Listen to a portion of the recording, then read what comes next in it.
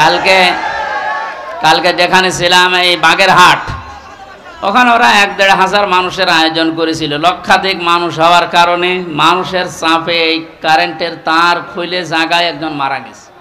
আজকে যেন এরকম আবার কোনো দুর্ঘটনা না ঘটে।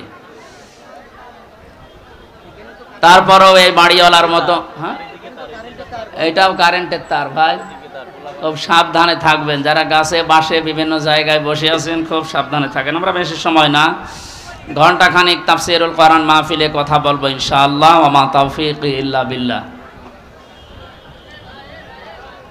এই ময়দানটা এখন আমাদের জন্য মরণের পরে যেন সাক্ষী হয়, সেই ব্যবস্থা আজকে আমরা করে নিয়ে যেতে চাই ইনশাআল্লাহ।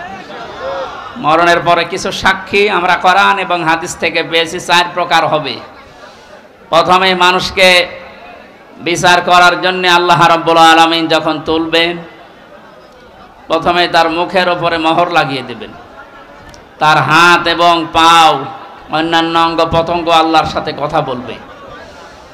সূরা ইয়াসিনের 65 নম্বর আয়াতে আল্লাহ জানিয়েছেন, আল ইয়াউমা নাখতিমু আলা আফওয়াহিহিম ওয়া তুকাল্লিমুনা আইদিহিম ওয়া তাশহাদু আরজুলুহুম বিমা কানু ইয়াকসিবুন।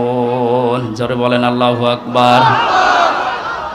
আল্লাহ পাক বলেন, আজকের এই দিনে তোমার মুখ আমি সেলাই করে দিলাম, মুখে মোহর লাগিয়ে দিলাম, তোমার হাত এবং পা অন্যাঙ্গ পতঙ্গগুলো আমি আল্লাহর কাছে তোমার বিরুদ্ধে পক্ষে সাক্ষী দেবে।